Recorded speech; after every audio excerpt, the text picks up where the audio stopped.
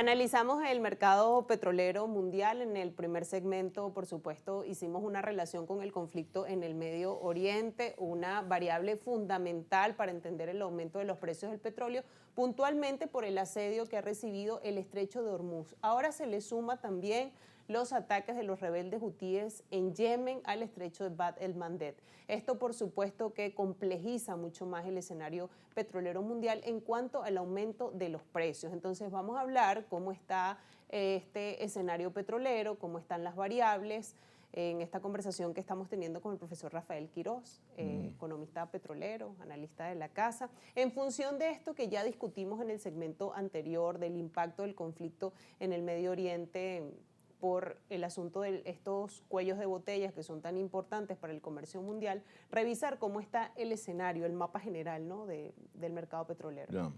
Sí, bueno, el mercado, por supuesto, con estas dos variables de corte geopolítico y geoestratégico también bastante fuertes, va a catapultar, como dije en el segmento anterior, los precios hacia arriba, en forma inusitada, pues.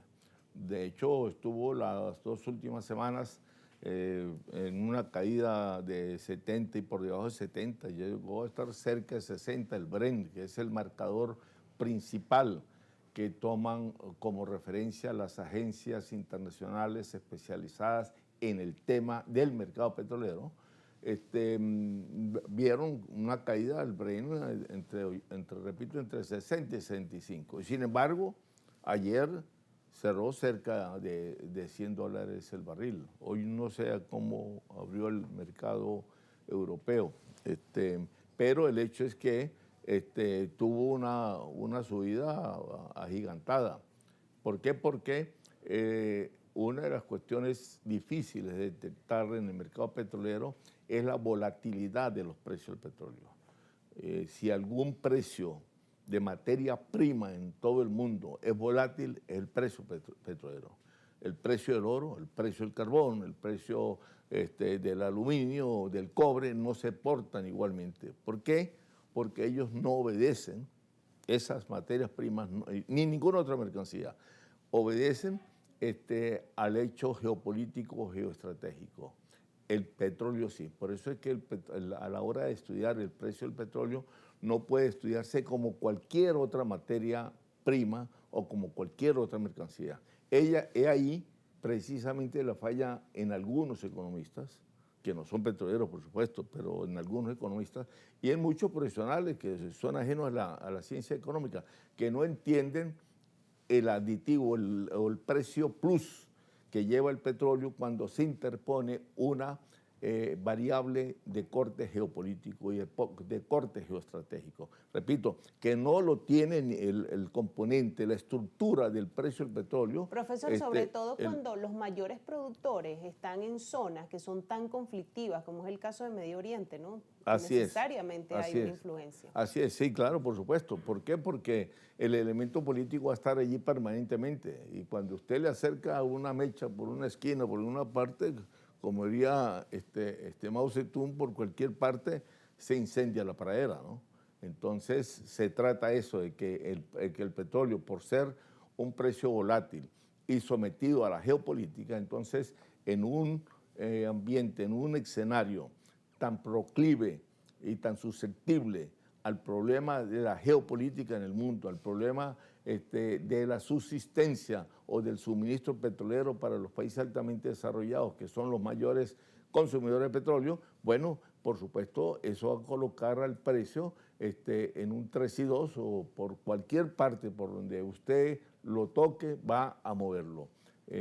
Repito, eso no pasa, no solamente con las demás materias primas. Eso no pasa con el oro, ni pasa con el carbón, ni siquiera, diríamos, con el cobre, ni absolutamente con nada de eso, ni con las demás mercancías. Solo, y eso ahí donde establece la obsesión, la rigurosidad y la importancia del petróleo, solo pasa con el petróleo.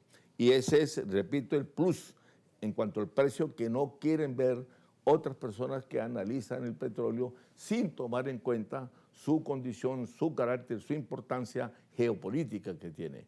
Entonces, bueno, las agencias internacionales toman en cuenta eso y saben la volatilidad que tiene el precio del petróleo, que en cualquier momento toma hacia arriba y el mismo día o 1 hora, 2 horas después coge hacia abajo o vuelve a coger hacia arriba y demás. Entonces, en esa volatilidad, las empresas, las firmas de consultores que estudian el mercado de los hidrocarburos y específicamente el mercado del petróleo, toman en consideración esas variables. Y por consiguiente, tienen que estudiar cuál va a ser el comportamiento en un escenario del Medio Oriente cuando dos puertas tan importantes como es, repito, el estrecho Hormuz y el estrecho de Bab al-Mandeb, por donde transitan diariamente cualquier cantidad, no solamente de petróleo, sino de mercancías. ¿Por qué cree usted que en el estrecho Bab al-Mandeb hay 11 países que tienen bases militares? 11 países. En ninguna otra parte, ni siquiera en el estrecho Hormuz, lo encuentras tú. Entonces, ¿por qué? Porque el petróleo que pasa por allí o bien va para el Mar Rojo o para el Canal de Suez para atravesarlo y llevar ese petróleo hacia Europa Occidente. O bien viene de Occidente, de Europa, del Mediterráneo, atraviesa el Canal de Suez, el Mar Rojo y desemboca, por supuesto, hacia el camino a la India o a cualquier parte de Asia, pues. Entonces, repito, esos son elementos muy interesantes que tú tienes que tomarlo en cuenta a la hora de ponderar las diferentes variables, tanto estructurales como coyunturales, tanto económicas como políticas, como geopolíticas y como geoestratégicas, a la hora de definir y estudiar la formación de la estructura del precio del petróleo, que no es fácil meterle, como decimos allí, lápiz y cifras a eso. Hay varios libros, por cierto, que se las han dedicado sus autores al estudio minucioso desde el punto de vista matemático, desde el punto de vista geopolítico, desde el punto de vista geoestratégico, a lo que es el precio del petróleo y cómo es que concurren allí a todo un plato de muchos sabores. Podríamos configurarlo a manera de hacer una analogía para mayor entendimiento en el sentido pedagógico, a una especie de pizza donde vienen cientos de elementos, queso, jamón, etcétera, aceituna y demás. Todas esas son variables que concurren a un solo plato, que es donde se define realmente la estructura del precio del petróleo. Entonces, bueno, allí está Venezuela, por supuesto, metida, voy a través de la OPEP, que de una u otra forma tiene, por supuesto, cierto peso, porque se trata de una organización que este año, el 14 de septiembre, cumple ya prácticamente 66 años de fundada, aquel 14 de septiembre de 1960. Ahí concurren nada más y nada menos que 22 países, 10, 11, 12 de la OPEP propiamente y 10 países, que es lo que llamamos la OPEP Plus, que se anexaron a la OPEP en una estrategia de mercado interesante, en una alianza estratégica de mercado que amplió la OPEP, siempre en ánimos de caminar hacia una OPEP ampliada, pero también con mayor peso a la hora de determinar la producción total de petróleo de la OPEP Plus y al determinar mediante techos de producción o cuotas de producción, como se le quiera llamar, eso va a regular de una forma u otra, pero va a regular al fin lo que es la oferta petrolera. ¿A través de qué? A través de la producción de petróleo. Al establecerle cuotas de producción, tú estableces más o menos cierta regulación sobre la oferta petrolera. Y por consiguiente, la demanda va a depender de la oferta que pueda haber.